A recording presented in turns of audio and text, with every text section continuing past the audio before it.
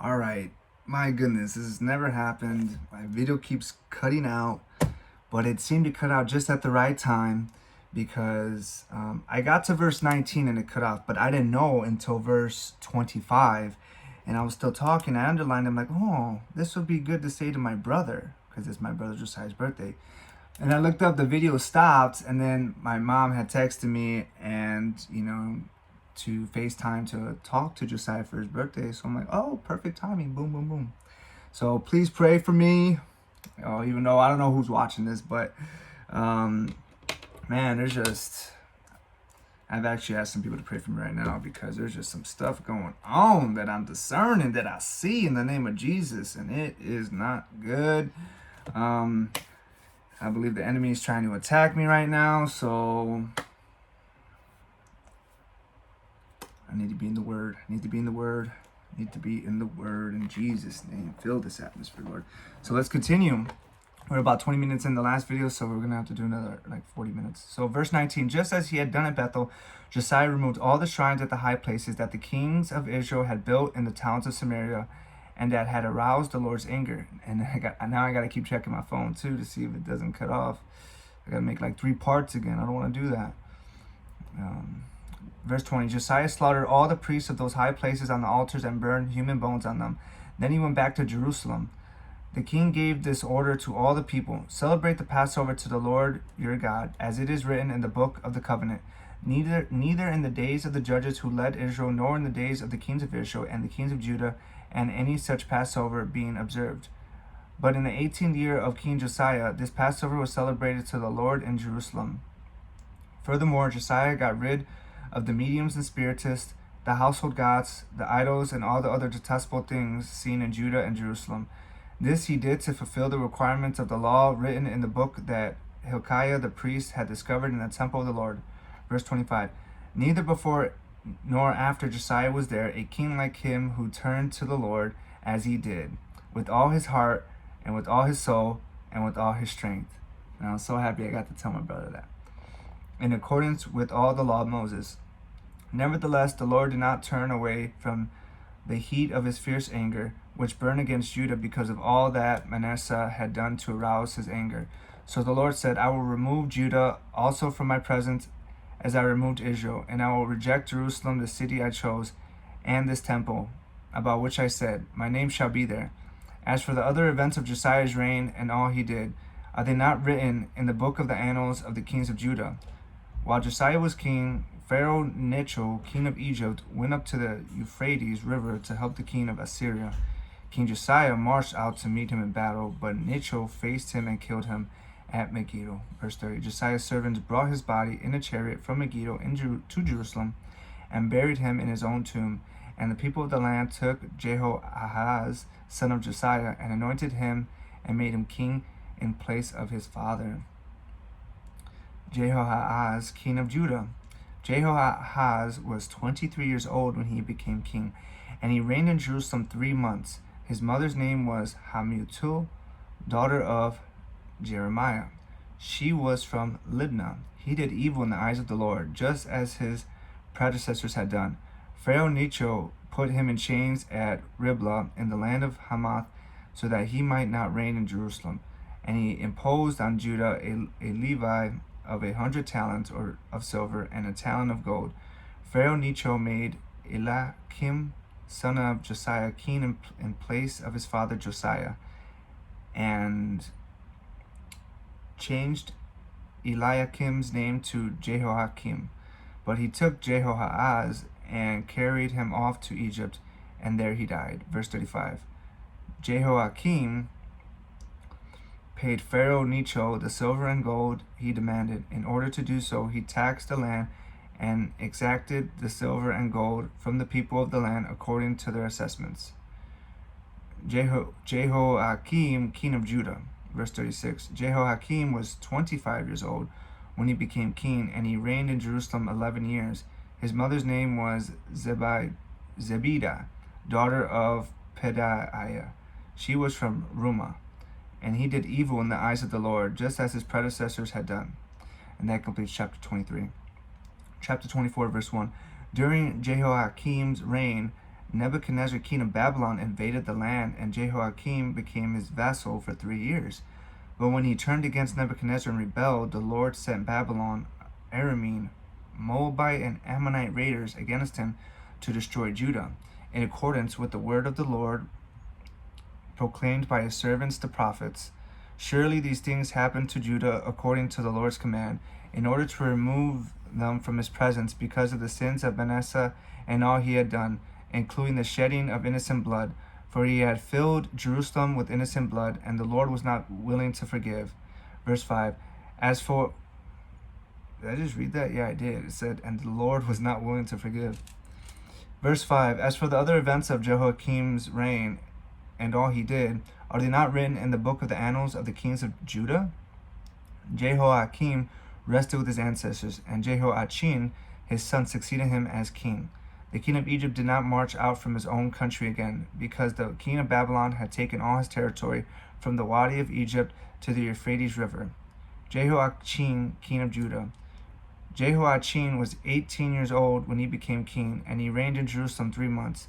His mother's name was Nehushta, daughter of Elnathan. She was from Jerusalem. He did evil in the eyes of the Lord, just as his father had done. At that time, the officers of Nebuchadnezzar, king of Babylon, advanced on Jerusalem and laid siege to it. And Nebuchadnezzar himself came up to the city while his officers were besieging it. Jehoiachin, king of Judah, his mother, his attendants, his nobles, and his officials all surrendered to him. In the 8th year of the reign of the king of Babylon, he took Jehoiachin prisoner. As the Lord had declared, Nebuchadnezzar removed the treasures from the temple of the Lord and from the royal palace, and cut up the gold articles that Solomon, king of Israel, had made for the temple of the Lord. He carried all Jerusalem into exile, all the officers and fighting men, and all the skilled workers and artisans, a total of 10,000. Only the poorest people of the land were left. Verse 15. Nebuchadnezzar took Jehoiachin captive to Babylon. He also took from Jerusalem to Babylon the king's mother, his wives, his officials, and the prominent people of the land. The king of Babylon also deported to Babylon the entire force of 7,000 fighting men, strong and fit for war, and 1,000 skilled workers and artisans. He made Mattaniah, Jehoiachin's uncle, king in his place, and changed his name to Zedekiah. Zedekiah, king of Judah. Verse 18. That's another cool name. Zedekiah was 21 years old when he became king, and he reigned in Jerusalem 11 years. Excuse me. His mother's name was Hamutal, daughter of Jeremiah. She was from Libnah. He did evil in the eyes of the Lord, just as Jehoiakim had done. Verse 20. It was because of the Lord's anger that all this happened in Jerusalem and Judah, and in the end he thrust them from his presence. The fall of Jerusalem. Now Zedekiah rebelled against the king of Babylon. Chapter 20. Oh, and that completes chapter 24.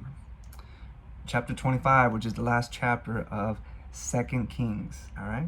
Verse 1. So in the 9th year of Zedekiah's reign, on the 10th day of the 10th month, Nebuchadnezzar, king of Babylon, marched against Jerusalem with his whole army. He encamped outside the city and built siege works all around it. The city was kept under siege until the 11th year of King Zedekiah. By the 9th day of the 4th month, the famine in the city had become so severe that there was no food for the people to eat. Then the city was broken through, and the whole army fled at night through the gate between the two walls near the king's garden. Though the Babylonians were surrounding the city, they fled toward the Arabah. Verse 5. But the Babylonian army pursued the king and overtook him in the plains of Jericho. All his soldiers were separated from him and scattered, and he was captured. He was taken to the king of Babylon at Riblah, where sentence was pronounced on him. They killed the sons of Zedekiah before his eyes. Imagine that your son's being killed before your eyes.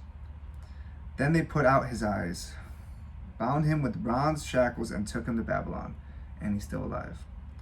On the 7th day of the 5th month, in the 19th year of Nebuchadnezzar, king of Babylon, Nebuzaradan, commander of the imperial guard and official of the king of Babylon, came to Jerusalem.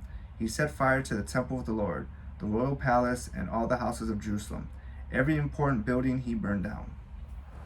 Verse 10. The whole Babylonian army under the commander of the imperial guard broke down the walls around Jerusalem. Nebuzaradan, the commander of the guard, carried into exile the people who remained in the city, along with the rest of the populace and those who had deserted to the king of Babylon. But the commander left behind some of the poorest people of the land to work the vineyards and fields. The Babylonians broke up the bronze pillars, the movable stands, and the bronze sea that was at the temple of the Lord, and they carried the bronze to Babylon. They also took away the posts, shovels, wick trimmers, dishes, and all the bronze articles used in the temple service. Verse 15. The commander of the imperial guard took away the censers and sprinkling bowls, all that were made of pure gold or silver. The bronze from the two pillars, the sea, and the movable stands, which Solomon had made for the temple of the Lord, was more than could be weighed. Each pillar was 18 cubits high. The bronze capital on top of one pillar was 3 cubits high, and was decorated with a network and pomegranates of bronze all around. The other pillar with its network was similar. The commander of the guard took as prisoners Seraiah, the chief priest, Zephaniah, the priest next in rank, and the 3 doorkeepers. Of those still in the city, he took the officer in charge of the fighting men and 5 royal advisors. He also took the secretary, who was chief officer in charge of conscripting the people of the land, and 60 of the conscripts who were found in the city. Verse 20. Nebuzaradan, the commander, took them all and brought them to the king of Babylon and Riblah. There at Riblah, in the land of Hamath, the king had them executed. So Judah went to captivity away from her land. Nebuchadnezzar, king of Babylon, appointed Gedaliah, son of Ahikam, the son of Shaphan, to be over the people he had left behind in Judah. When all the army officers and their men heard that the king of Babylon had appointed Gedaliah as governor, they came to Gedaliah at Mizpah.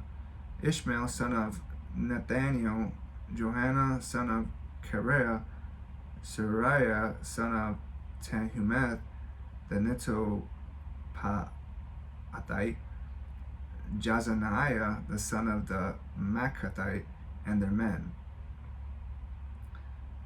Gedaliah took an oath to reassure them and their men. Do not be afraid of the Babylonian officials, he said. Settle down in the land and serve the king of Babylon, and it will go with you. Verse 25. In the 7th month, however, Ishmael, son of Nathaniel, the son of Elishama, who was of royal blood, came with 10 men and assassinated Gedaliah and also the men of Judah and the Babylonians who were with him at Mizpah. At this, all the people from the least to the greatest, together with the army officials, fled to Egypt for fear of the Babylonians. Jehoiachin released. In the 37th year of the exile of Jehoiachin, king of Judah, in the year Awel Marduk became king of Babylon, he released Jehoiachin, king of Judah, from prison. He did this on the 27th day of the 12th month. He spoke kindly to him and gave him a seat of honor higher than those of the other kings who were with him in Babylon. So Jehoiachin put aside his prison clothes, and for the rest of his life ate regularly at the king's table. Verse 30. Day by day the king gave Jehoiachin a regular allowance as long as he lived. And that completes chapter 25, and that completes the book of 2 Kings. And what's next? The book of 1 Chronicles. Alright, let's get after it. 1 Chronicles. By the way, never read 1st or 2nd Chronicles. Historical records from Adam to Abraham. Uh-oh, here comes the names, here comes the lineage. To Noah's sons, chapter 1, verse 1, Adam, Seth, Enosh, Kenan, Mahalalel, Jared, Enoch, Methuselah, Lamech, Noah, the sons of Noah, Shem, Ham, and Japheth. The Japhethites, verse 5, the sons of Japheth, Gomer, Magog, Madai, Javan, Tubal, Meshech, and Tiras. The sons of Gomer, Ashkenaz, Riphath, and Togarmah. The sons of Javan, Elisha, Tarshish, the Kittites, and the Rodanites, the Hamites. The sons of Ham, Cush, Egypt, Put, and Canaan. Verse 9. The sons of Cush, Seba, Havilah, Sabta, Rama, and Sabbatica. The sons of Rama, Sheba, and Dedan. Verse 10. Cush was the father of Nimrod, who became a mighty warrior on earth. Egypt was the father of the Ludites, Anamites, Lahabites, Naphtuhites, Pathrusites, Casluhites, parentheses, from whom the Philistines came, close parentheses, and Caphtorites. Canaan was the father of Sidon, his firstborn, and of the Hittites, Jebusites, Amorites, Girgashites, Hivites, Archites, Sinites, Aravadites, Zemarites, and Hamathites.